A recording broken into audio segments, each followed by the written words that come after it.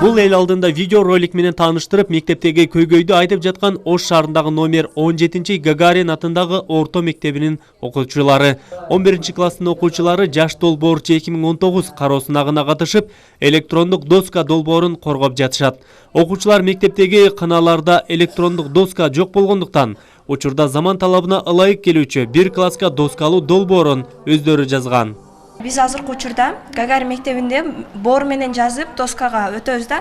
Ал эми биз болсо ошо электрондук доска менен ар кандай тагилимдерде өзүбүзгө керектүүлүүчү видео роликтерди көргүбүз келет.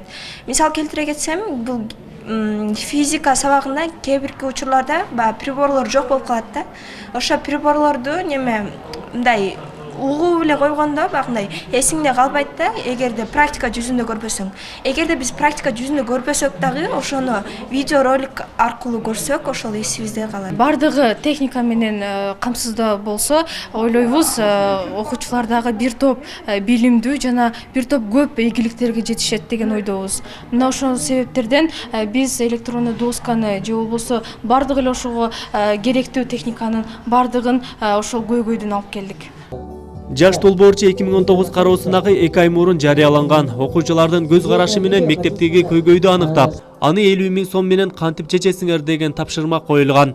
Анда шаардагы 52 мектептин ичинен 12 мектеп финалга чыккан. Алар бүгүн өз долбоорлорун коргоп, мектептеги көйгөйдү чечүү үчүн өздөрү түзгөн программаны тааныштырды.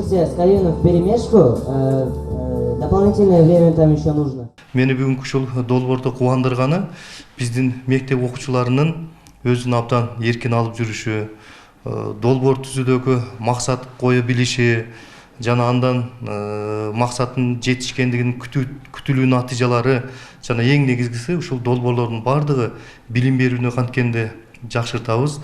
Жана өзгөчө жаккан жери ушу балдар өз мектебине жетишпеген керектүү материалдар болуп жазгандыгы мени абдан кубандырат.